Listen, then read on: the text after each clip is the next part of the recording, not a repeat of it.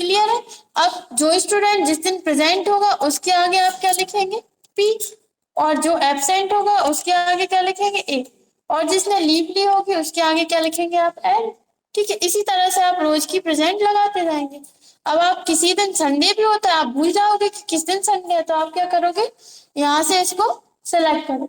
Select करने के बाद आप यहाँ से इसका कलर कर दोगे रेड, या फिर जो भी आपको कलर करना है जिससे आप समझ जाओ कि इस दिन संडे है, क्योंकि संडे को प्रेजेंट नहीं लगानी है।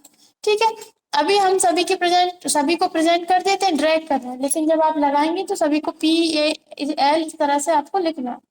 ठीक है, तो हम यहाँ पर जा रहे हैं और इसको हमने यहाँ से इस नीचे की साइड भी ड्रैग कर दिया और आगे भी ड्रैग कर दिया, पी को ही सभी को प्रेजेंट कर दिया हमने। ठीक है, तो इस तरह से सभी प्रेजेंट हो गए। 7 7 क्यों आ गए सभी में, अच्छा ठीक है, तो हमने ये हटा दिया, बाकी सभी अभी रहने देते हैं, अपन इसको भी अभी इसमें प्रेजेंट ही कर देते हैं ताकि आपको समझ में आ जाए। बाद में आप संडे के दिन प्रेजेंट नहीं लगाते हैं तो नहीं लगाएंगे।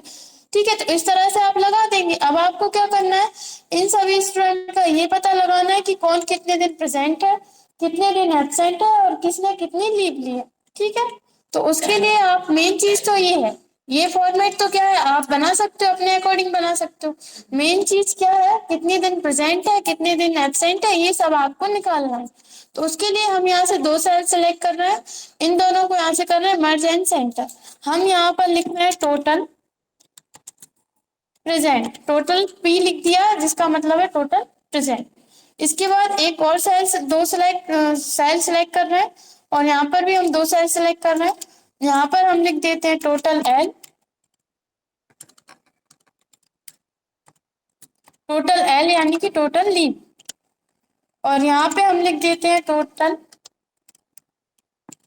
ए यानी कि टोटल एब्सेंट। अपन को चाहिए यहाँ पर, अगर कोई आकर पूछता है कि ये वाला जो स्टूडेंट है वो कितने दिन प्रेजेंट है, टोटल कितनी प्रेजेंट है आपको बताना है, टोटल कितनी लीव है, टोटल कितनी एब्सेंट है वो, तो उसके लिए आप यहाँ पर एक फंक्शन लगाएंगे। अपन ये इस फंक्शन का यूज कर चुके हैं कहाँ पे, मार्कशीट में। आपने यहाँ पर कितने स्टूडेंट कितने सब्जेक्ट में फेल है वो आपने काउंट करने के लिए यहाँ पर एक फंक्शन लगाया था सप्ली में, काउंट इफ वाला, वही अपन यहाँ पे फंक्शन यूज करेंगे। ठीक है, आप सबसे पहले इक्वल लगाएंगे। ये फंक्शन अपन यहाँ पर क्यों लगा रहे हैं, क्योंकि अपन को यहाँ पर काउंट करना है कि ये स्टूडेंट कितने दिन प्रेजेंट था और कितने दिन एब्सेंट था और कितने दिन लीव थे, तो इसलिए अपन यहाँ पर काउंट इफ वाला फंक्शन यूज कर रहे हैं। ऐसी जगह है जहाँ पे आपको कोई चीज काउंट करनी है तो उस जगह पर आप क्या कर सकते हो, काउंट इफ वाला फंक्शन यूज कर सकते हो। आप इक्वल लगाओगे, यहाँ पर लिखोगे काउंट इफ, ठीक है, या फिर नीचे आ जाता है तो आप इस पर डबल क्लिक भी कर सकते हो काउंट इफ पर, ब्रैकेट स्टार। इसके बाद देखिए वो उसने सिंटैक्स दे दिया आपको, इसमें क्या लगाना है, पहले लेना है रेंज। रेंज यानी कि किस जगह में आप इसको सिलेक्ट करना चाहते हो, काउंट करना चाहते हो, तो अपन जगह सिलेक्ट करेंगे। ठीक है, कहाँ तक करना है, जहां तक आपकी प्रेजेंट रहती है, अपन ने 31 तक कर लिया है। अब इसके बाद रेंज के बाद क्या बोल रहा है वो, कॉमा, तो अपन लगाएंगे कॉमा। फिर इसके बाद क्राइटेरिया, क्या काउंट करना चाहते हैं, क्या काउंट करना चाहते हैं अपन यहाँ पे, प्रेजेंट काउंट करना चाहते हैं, तो अपन डबल इन्वर्टेड कॉमा के अंदर लिख देंगे पी।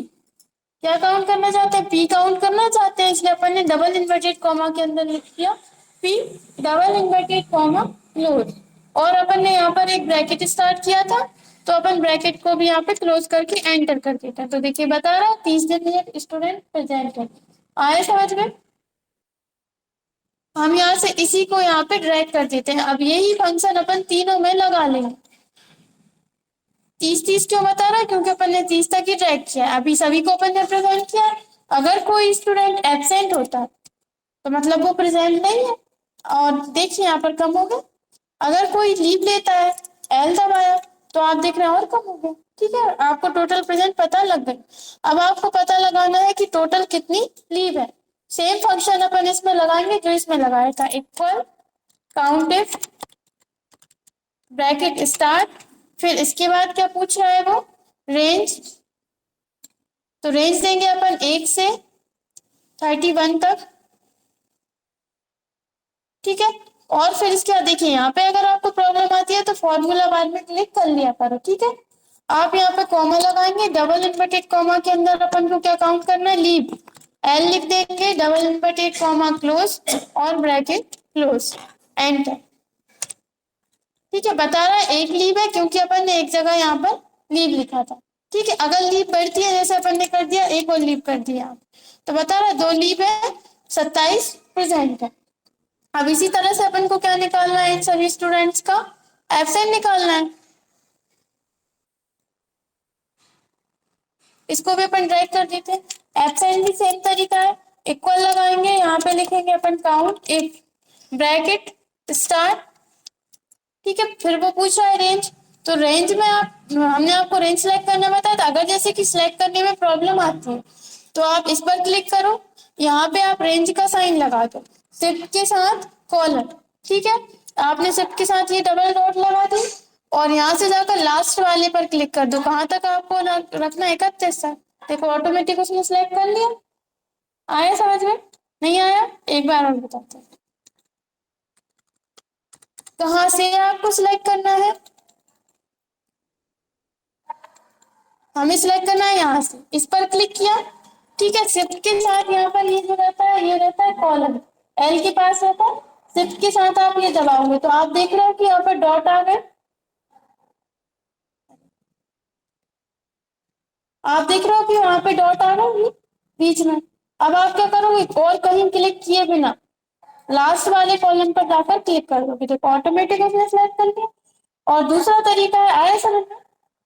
ठीक है, और दूसरा तरीका है शिफ्ट के साथ सिलेक्ट कर लो तब भी हो जाता है, या फिर ड्रैग करके कर लो, जैसा भी आपको करना है।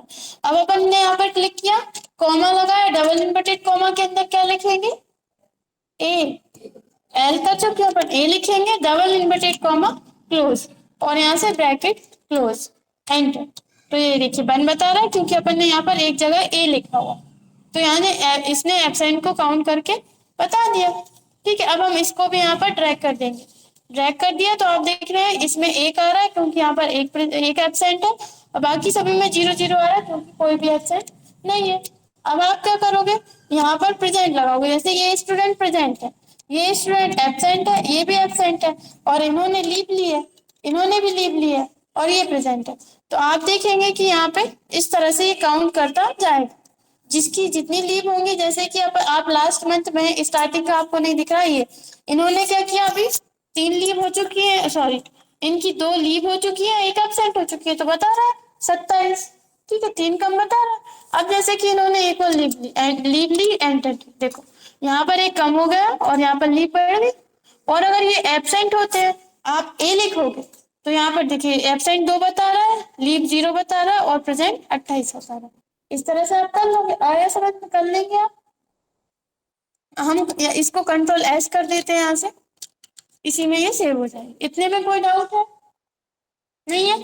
अब ये तो हो गया आपका 1 मंथ का, आपने 1 मंथ की प्रेजेंट लगा ली।